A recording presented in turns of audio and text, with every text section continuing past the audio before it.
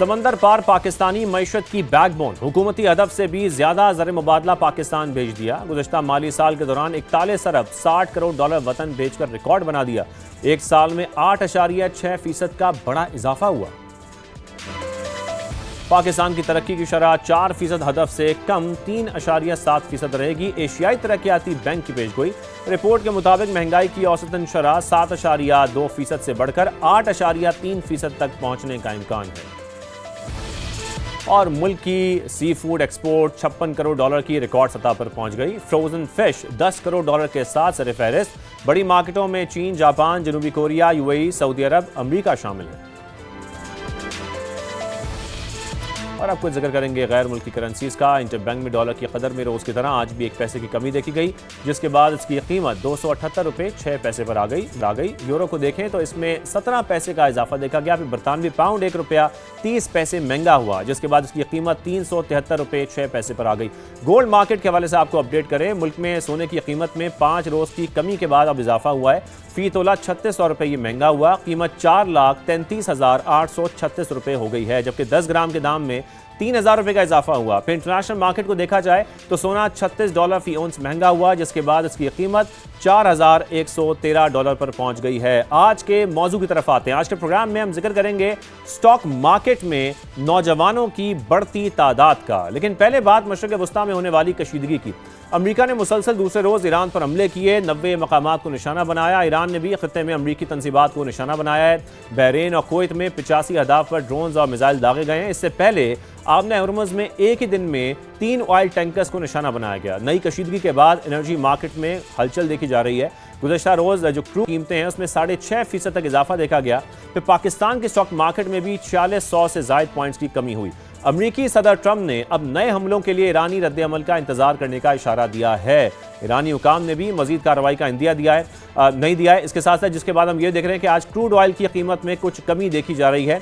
अब बात ये भी कर लेते हैं कि स्टॉक मार्केट की जो इस वक्त बेहतरीन कारकर्दगी दिखा रही है ओवरऑल, जब मजमूई तौर पर हम बात करते हैं, खित्ते की जो नुमाया मार्केट्स हैं उसमें शामिल हो चुकी है। 3 साल के दौरान तेजी के नए रिकॉर्ड्स बने हैं। मशरिक़ वस्ता बहरान के दौरान भी दूसरी मार्केट से कम मुतासर हुई। मार्केट कैपिटलाइजेशन 30 अरब से बढ़कर 75 अरब डॉलर तक पहुंच चुकी है। एक साल के दौरान 21 लिस्टेड कंपनियों ने 20 अरब रुपए से ज़ायद की सरमायाकारी हासिल की। फिर इंडेक्स इस वक्त 1,80,000 पॉइंट्स के गिर्द इस वक्त मौजूद है, जिसके बाद ब्रोकर्स ने 2 लाख पॉइंट्स का संगे मील उबूर करने पर नजरें अब जमा ली हैं। ऐसे में नौजवान भी कहां पीछे रहते हैं। पैसे कमाने के लिए शेयर्स मार्केट का उन्होंने रुख किया। नए रजिस्टर्ड होने वाले इन्वेस्टर्स में 18 से 30 साल के नौजवानों का तनासुब 45% रहा है। फिगर्स को देखा जाए तो माली साल के दौरान 1,90,000 से ज्यादा नए इन्वेस्टर्स मार्केट में रजिस्टर हुए हैं, जिसमें जेनजी भी शामिल है। जिसके बाद इन्वेस्टर्स की तादाद 5,83,000 से तजावुज कर गई है। इंटरनेशनल मीडिया ने भी नौजवानों के नंबर्स को हाईलाइट किया है। अरब न्यूज के मुताबिक 3 साल के दौरान पाकिस्तान स्टॉक मार्केट ने डॉलर की बुनियाद पर 66% का रिकॉर्ड मुनाफा दिया।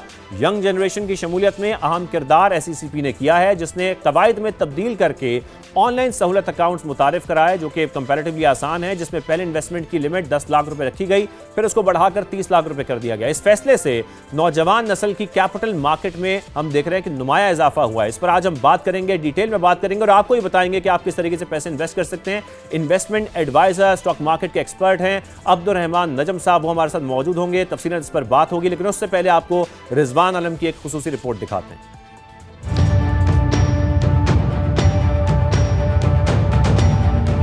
पाकिस्तान स्टॉक एक्सचेंज तेजी से मुल्की मईशत का हकीकी बैरोमीटर बनती जा रही है। चंद बरस पहले जहां हर माह सिर्फ 3 से 4 हजार नए अकाउंट्स खुलते थे, अब ये तादाद बढ़कर 20 से 25 हजार माहाना हो चुकी है। नए सरमायाकारों में सबसे बड़ी तादाद नौजवानों खुसूसन जेन-ज़ी की है। सबसे बड़ी कामयाबी स्टॉक मार्केट की है कि लिक्विड इन्वेस्टमेंट्स है। अगर आपको अपनी इन्वेस्टमेंट वापस चाहिए, विड्रॉल करना है, तो आप आज रिक्वेस्ट फॉरवर्ड करते हैं और सेकंड डे आपको पेमेंट्स आपको मिल जाती है। 1 साल से पाकिस्तान स्टॉक मार्केट में नई तादाद में काफ़ी इन्वेस्टर्स आ रहे हैं। जो लेटेस्ट नंबर हैं लास्ट मंथ की अगर मैं बात कर लूँ तो 25,114 नए अकाउंट्स खुले हैं पाकिस्तान स्टॉक मार्केट में, जिसमें जेनजीज और मिलेनियल्स की तादाद आप देख लें तकरीबन 90% के लगभग है। नौजवान बड़ी तादाद में पाकिस्तान स्टॉक मार्केट आ रहे हैं।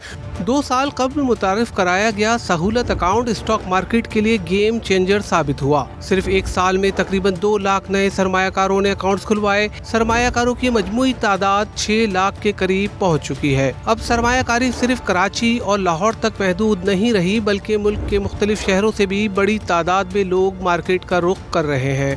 PSX ने और SCCP ने एक बहुत अच्छी कोशिश की है, जिसकी वजह से आसान अकाउंट जो है, सहूलत अकाउंट से कहते हैं, वो फ़ौरन ही आपका सिर्फ शनाख्ती कार्ड और बैंक अकाउंट होना ज़रूरी है। उसके पे आप ऑनलाइन भी एक्सेस कर सकते हैं और खोल सकते हैं। इसके लिए कोई भी आप स्टॉक एक्सचेंज की वेबसाइट पे जाके कोई भी ब्रोकर से आप रब्ता कर सकते हैं। ब्रोकर को हमें डेटा देना पड़ता है, अपना जो क्रेडिशनल है, आपका जो सिग्नेचर, आपका जो मोबाइल नंबर, ईमेल एड्रेस और जो चीज़ें हैं, जो ज़रूरी चीज़ें हैं, वो आप उनको प्रोवाइड कर दें और आपका अकाउंट जो है विदिन 1 और 2 डेज़ के अंदर ये बहुत जल्दी ओपन हो जाता है और बहुत आसान और बहुत ही आप समझे ईजीएस्ट एंड फास्टेस्ट वे। रवां साल 11 नई कंपनियों ने IPOs के जरिए तकरीबन 20 अरब रुपए, जबकि लिस्टेड कंपनियों ने राइट शेयर्स के जरिए मजीद 20 अरब रुपए हासिल किए। माहिरीन के मुताबिक ये सरमायाकारों के बढ़ते हुए एतमाद का सबूत है। माहिरीन का कहना है कि अगर रेगुलेटरी निज़ाम मजीद आसान बनाया जाए और सरमायाकारी तक रसाई को सहल किया जाए तो पाकिस्तान स्टॉक एक्सचेंज मजीद तेजी से तरक्की कर सकती है। कैमरामैन इमरान खान के साथ सैयद रिजवान आलम, समा, कराची। तो इन्वेस्टमेंट एडवाइज़र अब्दुर्रहमान नजम साहब हमारे साथ मौजूद हैं। बहुत शुक्रिया अब्दुर्रहमान साहब हमें ज्वाइन करने के लिए। अब्दुर्रहमान साहब, आपका बड़ा अहम किरदार रहा है तमाम इन्वेस्टर्स को गाइड करने में, किस तरीके से पैसे इन्वेस्ट किए जा सकते हैं स्टॉक मार्केट में। लेकिन उस तरफ हम जाएंगे कि किस तरीके से पैसे इन्वेस्ट करने चाहिए, स्टेप बाय स्टेप हम चलेंगे। लेकिन उससे पहले, क्योंकि ज़ाहिर है इस वक्त जो जियोपॉलिटिकल टेंशंस हैं उसकी वजह से भी हम एक डिक्लाइन देख रहे हैं। मैं चाहता हूँ कि पहले हम ज़रा ओवरऑल स्टॉक मार्केट पर बात कर लें। इस वक्त अगर स्टॉक मार्केट को देखा जाए, आपको लग रहा है कि ये पैनिक सेलिंग की वजह से हम देख रहे हैं जो डिक्लाइन आ रहा है? बिस्मिल्लाहिर्रहमानिर्रहीम। बहुत शुक्रिया शाहदेव साहब फॉर मदू करने के लिए, और बड़ी ज़बरदस्त आपकी मैं रिपोर्ट भी सुन रहा था, बहुत ही मुफस्सिल और हर चीज़ आपने जो है उसको हाईलाइट भी किया। तो जो पॉइंट आप जैसे आजकल जो लेटेस्ट पॉइंट चल रहा है उस पे डिस्कशन जैसे स्टार्ट करते हैं, तो इस पे हमने बड़ी अच्छी एक लोगों को गाइड करने के लिए एक वीडियो भी बनाई थी कल अपने यूट्यूब चैनल पे। सो बेसिकली अगर आप पूरी जियोपॉलिटिकल एंगल को समझें तो इवन दो पाकिस्तान इस वॉर में ख़ुद इन्वॉल्व नहीं होता, लेकिन इस वॉर से क्योंकि ऑयल प्राइसेस बहुत ज़्यादा ऊपर नीचे होती हैं, स्ट्रेट ऑफ हॉर्मूज़ जो है वो एपी सेंटर बना हुआ है पूरी वॉर का, तो उससे जो है फिर हमारी इकोनॉमी पे थोड़ा सा इम्पैक्ट आता है फॉरवर्ड लुकिंग बेसिस पे। ऑयल, डीजल, पेट्रोल ये जो है थोड़े से महंगे हो जाते हैं, महंगाई इंक्रीज़ होने के चांसेस होते हैं। अब हम लोग बहुत बड़ा ऑयल इंपोर्टर भी हैं, तो उसकी वजह से भी इम्पैक्ट आता है। इस वजह से इस क्राइसिस से हमारी स्टॉक मार्केट जो है वो रोज़ पे जो इम्पैक्ट आता है उसको थोड़ा सा शो कर रही होती है। कल की जो एक्टिविटी थी, आज तो फिर भी जो है स्टॉक मार्केट जो है काफ़ी ज़्यादा स्टेबल रही, बल्कि काफ़ी इंटरेस्ट भी आ रहा था बायर्स का, वॉल्यूम्स भी ठीक थे। और जैसे आपने बताया कि दोनों तरफ से स्टेटमेंट्स आई कि ये चीज़ मोस्ट प्रॉब्ली आगे नहीं चलेगी, तो फिर ऑयल प्राइसेस भी थोड़ी सी नीचे हो गई। सो इस पूरी चीज़ को देखते हुए आपने इसको ऐसे सोचना है कि दोनों साइड्स को अब आप देखेंगे ना, तो उनके जो लीडर्स हैं वो ज़्यादा स्टेटमेंट्स ये देते हैं कि अब हम एक फुल फ्लेज्ड वॉर की तरफ फिर से नहीं जाएंगे। ठीक है, पूरी दुनिया जो है वहाँ पे नहीं जाना चाहती, लेकिन ये बात जो इन्वेस्टर्स MOU जानते हुआ हैं कि है लार्ज स्केल वॉर की तरफ इस वक्त नहीं जाया जाएगा। ये स्टेटमेंट्स होंगी, कुछ टेंशंस बढ़ेंगी, लेकिन फिर ये कूल डाउन हो जाएगा। बिल्कुल, असल में दोनों साइड्स कोशिश कर रही हैं कि हमने जो MOU में अपने पॉइंट्स लिखवाए हैं उन पे पहले जो है पेशरफ्त हो, दूसरे का बाद में करें, और एक दूसरे को कोशिश कर रहे हैं, लोकल ऑडियंस पे भी थोड़ा सा प्ले कर रहे हैं। ज़ाहिर है कोई मुल्क जाके अपनी ऑडियंस को ये नहीं बताता कि हम जो है जंग हार गए हैं। तो इसी वजह से आपको याद होगा जब ये MOU साइन हुआ था उससे 3-4 दिन पहले भी स्ट्रेट ऑफ हॉर्मूज़ से एक ब्रिटिश शिप थी, मेरे हिसाब से उन्होंने गुजरने की कोशिश की थी। तो ईरान जो है ना इस पर बहुत ज़्यादा जो है उसका एम्फेसिस है कि स्ट्रेट ऑफ हॉर्मूज़ के थ्रू एक्टिविटी जो है वो इंक्रीज़ हो जाएगी, लेकिन हमारी परमिशन से होगी। तो जब भी परमिशन के बगैर कोई शिप की मूवमेंट होती है उस पर अटैक हो जाता है, और फिर उसके जवाब में जो है अमेरिका की तरफ से अटैक होता है। फिर ईरान जो है क्लोज बाय जो गल्फ रीजन होते हैं उधर 1-2 अटैक करके फिर चीज़ें जो है वापस नेगोशिएशन टेबल पे आ जाती हैं। तो यही पूरी चीज़ जो है एक दो फिर से रिपीट हुई है। यानी कि अब इस वक्त अभी अगर हम स्टॉक मार्केट पाकिस्तान की देखें, PSX की बात करें, तो इस वक्त पर सिर्फ ये दिखाई दे रहा है कि ये करेक्शन है जो इस वक्त हमें स्टॉक मार्केट में दिखाई दे रही है। मैं करेक्शन से ज़्यादा इसको एक बहुत अच्छी अपॉर्चुनिटी भी बताऊंगा, क्योंकि अभी बिल्कुल आधे घंटे पहले ही एक स्टेटमेंट भी आई है डोनाल्ड ट्रंप की तरफ से कि अब जो है हम लोग मज़ीद कोई अटैक करने का नहीं सोच रहे, और जिस तरह वो अनाउंस करते हैं कि ईरान ने हमें फिर रीच आउट किया है निगोशिएशंस के लिए, तो अब फिर से जो है एक कूल डाउन फेज़ आ जाएगा जिसमें मोस्ट प्रॉब्ली निगोशिएशंस होंगी।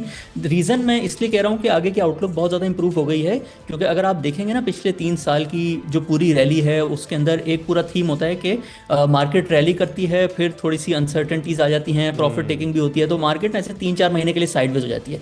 तो अगर हम पिछले 4 महीने देखेंगे उसके अंदर इस वॉर की वजह से फिर बजट भी आना था पाकिस्तान में, सबको थोड़ी सी अनसर्टेनिटी थी कि बजट किस तरह का आएगा, लेकिन बजट भी बहुत अच्छा आया।